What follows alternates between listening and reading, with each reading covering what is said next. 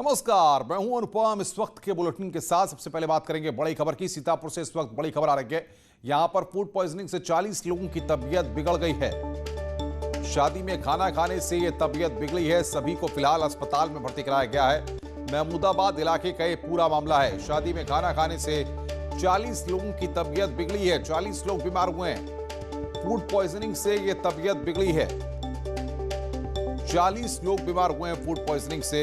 शादी में खाना खाने से 40 लोग बीमार हुए हैं। महमूदाबाद इलाके का ये पूरा मामला है। सीतापुर का फूड पॉइजनिंग से 40 लोग बीमार हुए हैं।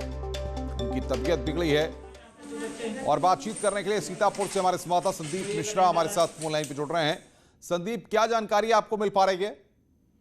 हाँ अनुपम, मैं आपको बताना चाहूंगा कि ये जो पूरा मामला है ये महमूदाबाद कोतवाली इलाके का भट्टा मोहल्ले का मामला है। बताया जाता है कि यहाँ के रहने वाले बादशाह की जो है दावते वलीमा की वहाँ पे दावत दी गई थी। इस दावत में कस्बे के तमाम लोग एकत्रित हुए थे और जब रात में जब इनका जो खाना खिलाया गया था तो वो उस खाने को लेकर जो है कुछ खाने में गड़बड़ी थी, उससे इनको फूड पॉइजनिंग हो गई। आनंद फानंद में करीब 40 लोगों को स्वास्थ्य केंद्र में भर्ती कराया गया था।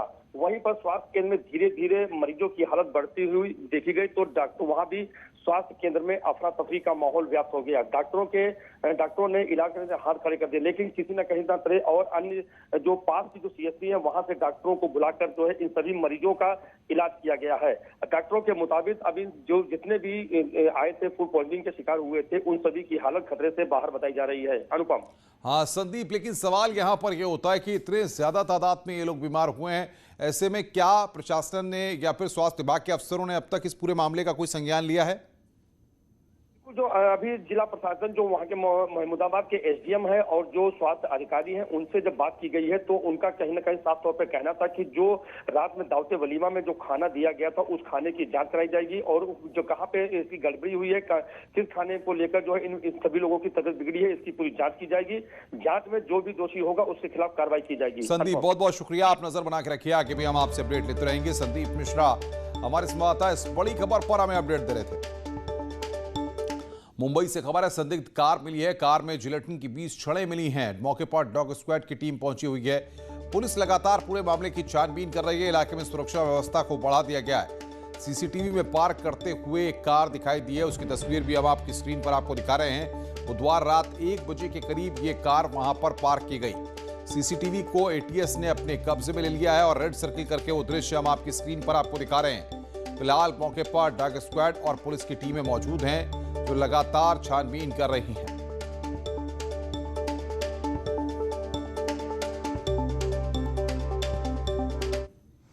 मुंबई में मुकेश अंबानी के घर के कुछ दूरी पे एक स्कॉर्पियो वैन मिली है।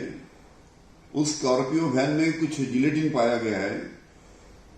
इसकी पूरी जांच मुंबई क्राइम ब्रांच कर रहा है। जो भी असलियत है जल्द से जल्द सामने आएंगी। आगे बढ़ते हैं। Confederation of all India traders द्वारा जीएसटी के प्रावधानों की समीक्षा की मांग को लेकर आज भारत बंद का आह्वान किया गया है। इस बंद के दिन देश भर में सभी व्यावसायिक बाजार बंद रहेंगे।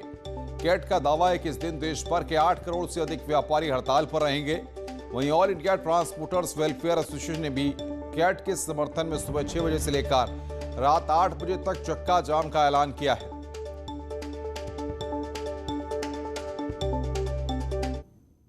अयोध्या में राम मंदिर निर्माण समिति की बैठक का आज दूसरा दिन है। इसमें कई अहम फैसले लिए जाने की उम्मीद है। कल हुई बैठक के बाद ट्रस्ट के सदस्य अनिल मिश्रा ने बताया है कि मार्च में खुदाई का काम पूरा होने की उम्मीद है। राम मंदिर को लेकर बैठक होनी है और निर्माण समिति की यह बैठक है और आज बैठक का दूसरा दिन है। नींव की खुदाई का काम 60% पूरा हुआ है। मार्च में खुदाई पूरी होने की उम्मीद है। टेस्टिंग के लिए शुरू होगा, इसके बाद भराई का काम। और बातचीत करने के लिए केबी शुक्ला हमारे संवाददाता अयोध्या से हमारे साथ सीधे जुड़ रहे हैं। केबी, बताइए क्या अपडेट है, कितने बजे बैठक शुरू होगी और अब किस तरीके से काम आगे बढ़ रहा है?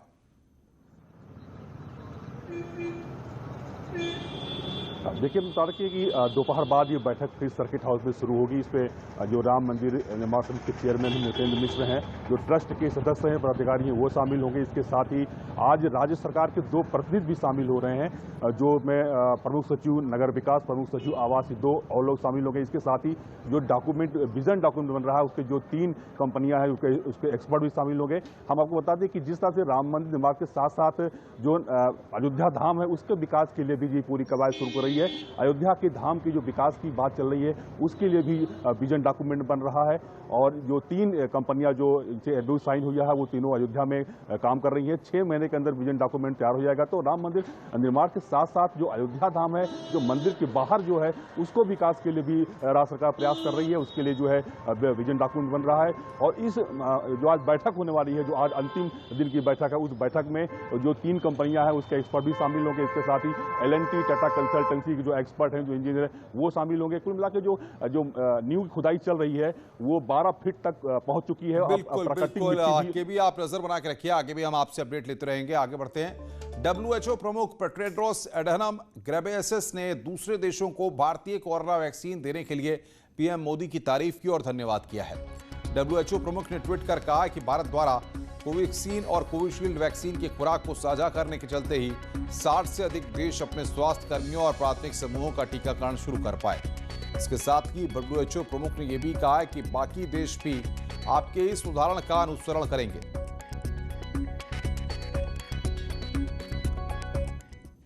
गुरुवार को ऑस्ट्रेलिया के उच्चायुक्त ने मुख्यमंत्री योगी आदित्यनाथ से मुलाकात की। मुलाकात के दौरान सीएम योगी ने कहा कि ऑस्ट्रेलिया और भारत के बीच मधुर संबंध हैं और दोनों देश आपस में आर्थिक साझेदारी बढ़ाने के इच्छुक हैं। उत्तर प्रदेश और ऑस्ट्रेलिया शिक्षा के क्षेत्र में साझेदारी को आगे बढ़ा सकते हैं, क्योंकि राज्य सरकार हर मंडल में एक विश्वविद्यालय और हर जिले में एक मेडिकल कॉलेज खोलने जा रही है। वहीं ऑस्ट्रेलियाई उच्चायुक्त ने कहा कि ऑस्ट्रेलिया के निवेशक उत्तर प्रदेश में सड़क और इंफ्रास्ट्रक्चर, जल संसाधन और कौशल विकास सेक्टर्स में निवेश करना चाहते हैं। लखनऊ में मुख्यमंत्री योगी आदित्यनाथ ने कानून व्यवस्था की समीक्षा की है। सीएम ने माफियाओं के खिलाफ कार्रवाई को और तेज करने के निर्देश दिए हैं। साथ ही यह भी तय हुआ है कि थाना सर्किल स्तर की सतत निगरानी जोनल एडीजी करेंगे। माफियाओं के खिलाफ जो भी कार्रवाई हो रही है, उसका प्रचार प्रसार भी किया गया। वहीं फील्ड तैनाती देने से पहले पिछला रिकॉर्ड भी खंगाला जाए। तो फील्ड तैनाती से पहले पिछला रिकॉर्ड देखें। कानून व्यवस्था पर यह बैठक है। माफियाओं पर एक्शन जारी रहेगा। कार्रवाई का भरपूर प्रचार प्रसार हो, ये बात कही गई है। लखनऊ में सीएम योगी ने यह बैठक की है। आगे बढ़ते हैं। गुरुवार के बजट सत्र के दौरान सीएम योगी ने एक बार फिर विपक्ष पर हमला बोला और निशाने पर समाजवादी पार्टी रही। विधान परिषद में बजट पर चर्चा के दौरान सीएम योगी ने एक बार फिर विपक्ष की जमकर बखिया उधेड़ी। उन्होंने कहा कि सदन में चिल्लाने से काम नहीं चलता, अच्छे आचरण को जनता फॉलो करती है, इसलिए अच्छे आचरण का उदाहरण पेश करना हमारा फर्ज है। लेकिन कुछ लोग अपना स्वभाव नहीं बदल पाते। मीठी बात सुनने के लिए उस प्रकार से व्यक्ति को बैठना ही पड़ेगा। बैठे ना, मैं जानता हूं आप लोग किस प्रकार की भाषा और किस प्रकार की बात सुनते हैं, और उसी प्रकार का डोज भी समय समय पे देता हूं। चिंता मत। ये सदन है, पहले सदन के शिष्टाचार को आप भी सीखिए और तब बात करिए। सीएम योगी ने राज्यपाल के प्रति विपक्ष के रवैये पर दुख जताते हुए समाजवादी पार्टी पर निशाना साधते हुए पूछा कि गेस्ट हाउस कांड कौन नहीं जानता। नेता विरोधी दल को छोड़ दें तो उनके जो अन्य सहयोगी हैं, उनसे बहुत उम्मीद भी नहीं की जाती। उनका बहुत पुराना इतिहास भी रहा है महिलाओं का अपमान करना। उत्तर प्रदेश का स्टेट गेस्ट हाउस का कांड कौन नहीं जानता। विधान परिषद में बजट पर चर्चा के दौरान सीएम योगी ने उत्तर प्रदेश में कोविड प्रबंधन के बारे में बातचीत करते हुए कहा कि हमने किसी को सड़क पर नहीं छोड़ा और जो उत्तर प्रदेश आया वो भूखा प्यासा नहीं रहा। सीएम योगी ने विपक्ष पर लगातार कई हमले किए। उन्होंने कोविड प्रबंधन पर कहा कि नेतृत्व बदलने से हालात बदल जाते हैं। योगी ने कहा कि WHO ने यूपी के कोविड प्रबंधन की तारीफ की है। उन्होंने कहा कि हमने किसी को सड़क पर नहीं छोड़ा, जो यूपी आया वो भूखा प्यासा नहीं रहा। इतना ही नहीं, दिल्ली से मजदूरों और कोटा से छात्रों को सुरक्षित वापस लाया गया। किसान आंदोलन को लेकर विपक्ष पर सवाल खड़ा करते हुए सीएम योगी ने कहा कि आप लोग गमले में धान उगाते हैं और MSP मांगते हैं। हम लोग गमलों में जो है धान उगाते हैं और फिर गमलों में धान उगा करके फिर एमएसपी की बात करते हैं। वहीं 2022 चुनाव के लिए अपने लिए सियासी जमीन की तलाश में जुटी कांग्रेस पर भी योगी जमकर बरसे। एक पार्टी दिल्ली में बैठती है, उसके अलावा उनके पास दायरा सिकुड़ता जा रहा है। वो धीरे धीरे करके अब परिवार की पार्टी थी, परिवार तक ही सीमित होती भी गई। सभा के बाद विधान परिषद में विपक्ष के हंगामे के बीच लव जिहाद बिल पास हो गया और अब राज्यपाल की मोहर लगने के बाद ये कानून बन जाएगा। विधानसभा के बाद विधान परिषद में भी लव जिहाद बिल पास हो गया। अब सिर्फ राज्यपाल की मोहर के बाद ये कानून बन जाएगा। लेकिन विधान परिषद में बिल के खिलाफ विपक्ष ने जमकर हंगामा किया। दरअसल विपक्ष इस बिल को प्रवर समिति के पास भेजने की मांग कर रहा था। विधान परिषद में एक बार फिर समाजवादी पार्टी और विपक्षी दलों का बहुमत है। हमारा संशोधन है कि जो उनका बिल है उसको प्रवर समिति को सौंप दिया जाए, लेकिन बहुमत की कोई प्रभाव उन्हें नहीं है। नियमावली का कोई वो सम्मान नहीं करते, मनमानी पर उतारू हैं। वहीं बीजेपी ने हंगामे पर विपक्ष को घेरा। सर्व समाज के लिए कानून है, किसी विशेष जाति समुदाय के लिए नहीं है, जिसको लेकर विपक्ष हंगामा कर रहा था, क्योंकि उसे एक समुदाय विशेष या एक जाति विशेष से मोहब्बत है, उन्हें 23 करोड़ जनता से मोहब्बत नहीं है। बड़ी खबर है, ट्रैक्टर ट्रॉली और बोलेरो में टक्कर हुई है। ट्रैक्टर ट्रॉली और बारातियों की बोलेरो में जोरदार टक्कर हुई है। 2 बारातियों की मौत हो गई है, 6 लोग घायल हुए हैं। 3 बारातियों की हालत गंभीर बनी हुई है।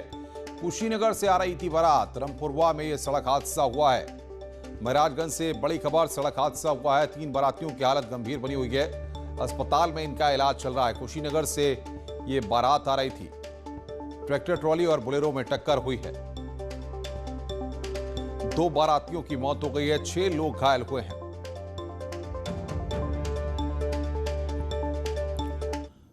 लखनऊ से बड़ी खबर इस वक्त है। यहां पर फर्जी दस्तावेजों पर सिम कार्ड लेकर बैंक खाते खोलने के मामले में चाइनीज दंपति से जुड़े एक आरोपी को यूपी एटीएस ने तेलंगाना से गिरफ्तार किया है। फर्जी दस्तावेजों से गए इन बैंक खातों में आई थी काफी रकम। एटीएस को तेलंगाना से गिरफ्तार प्रशांत पोटली के देश विरोधी गतिविधियों में शामिल होने का शक है, जिसके बारे में पूछताछ के लिए एटीएस प्रशांत को ट्रांजिट रिमांड पर लखनऊ ला रही है। इसके साथ ही मुंबई के थाने में अब्दुल रज़ाक के ठिकानों पर एटीएस की छापेमारी लगातार जारी है।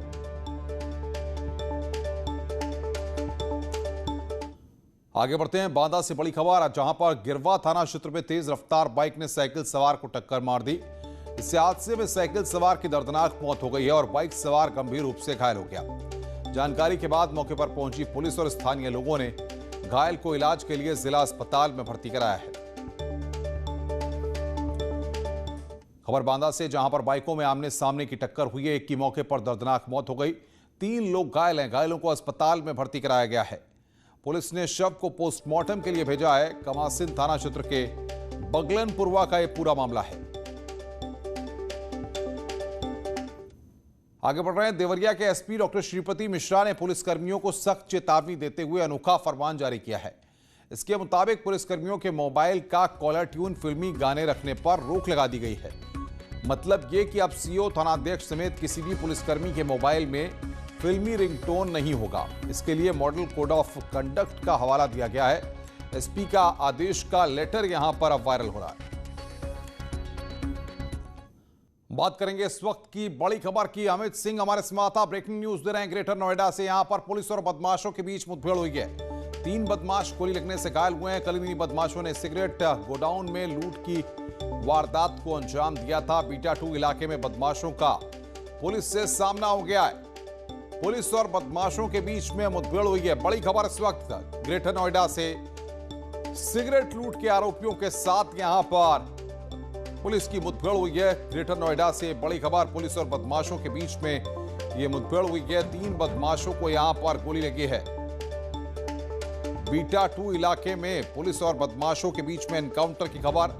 सिगरेट लूट के मामले में यहां पर के आरोपी थे जिनके साथ पुलिस की मुठभेड़ हुई है। और बातचीत करने के लिए अमित सिंह हमारे संवाददाता हमारे साथ ग्रेटर नोएडा से फोन लाइन पर। अमित 24 घंटे भी नहीं हुए और पुलिस की बदमाशों के साथ मुठभेड़ हो गई। अनुपम, बता दूं कि देखिए, कल एक ग्रेटर नोएडा में कुछ बदमाशों ने डकैती डाली थी जिसमें लगभग 25 लाख रुपए की सिगरेट लेके फरार हो गए थे। पुलिस लगातार उनके पीछे पड़ी हुई थी, सर्विलांस के आधार पर ट्रैक कर रही थी। देर रात वो बदमाश किसी वारदात को अंजाम देने की फिराक में और सिगरेट को बेचने की फिराक में निकले थे, तो रास्ते में पुलिस ने उन्हें घेराबंदी कर ली। घेराबंदी के दौरान बदमाशों ने पुलिस से फायरिंग की, जिसमें पुलिस ने भी बदमाश फायरिंग की, जिसमें 3 बदमाशों को गोली लगी है, जिसमें 2 बाल अपचारी भी। बहुत बहुत शुक्रिया अमित, हमारे साथ जुड़ने के लिए और बातचीत करने के लिए। आत्मनिर्भर भारत और वोकल फॉर लोकल को दुनिया में पहचान दिलाने के लिए सरकार ने बड़ी पहल की है। 27 फरवरी से खिलौनों का वर्चुअल महाकुंभ शुरू होने जा रहा है। इसमें देश विदेश के खिलौना निर्माताओं को हिस्सा लेने का मौका मिलेगा। www.theindiantoyfair.in पर आप लॉग इन कर सकते हैं। हमारे देश में लोकल खिलौनों की बहुत समृद्ध परंपरा रही है। देश का पहला टॉय फेयर 27 फरवरी से शुरू होने जा रहा है। इसमें स्थानीय कारीगरों से लेकर विदेशी खिलौना कारोबारियों को एक साथ आने का मौका मिलेगा।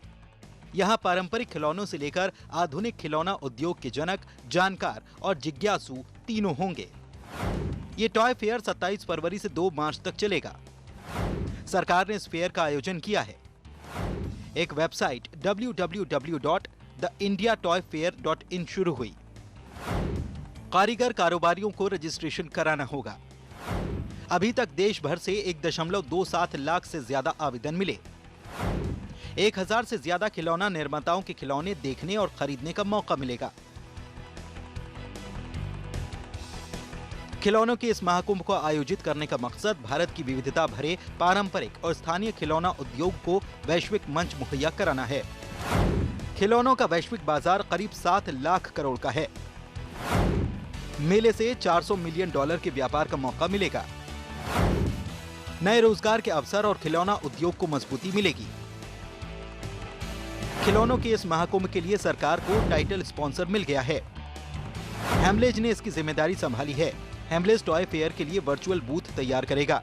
साथ ही दिल्ली, मुंबई और अहमदाबाद में टॉय सर्कल लॉन्च करेगा और देश के 743 आंगनबाड़ियों में आने वाले बच्चों को खेल खिलौने वितरित करेगा। पीएम मोदी के आत्मनिर्भर भारत और वोकल फॉर लोकल विजन के मद्देनजर इस टॉय फेयर का आयोजन किया जा रहा है। केंद्रीय मंत्री डॉक्टर रमेश पोखरियाल निशंक, स्मृति ईरानी और पीयूष गोयल ने टॉय फेयर वेबसाइट को लॉन्च किया। इस मौके पर इन सभी ने इस महाकुंभ को भविष्य में खिलौना उद्योग के लिए मील का पत्थर साबित होने की उम्मीद जताई। Bureau report, news 18 network.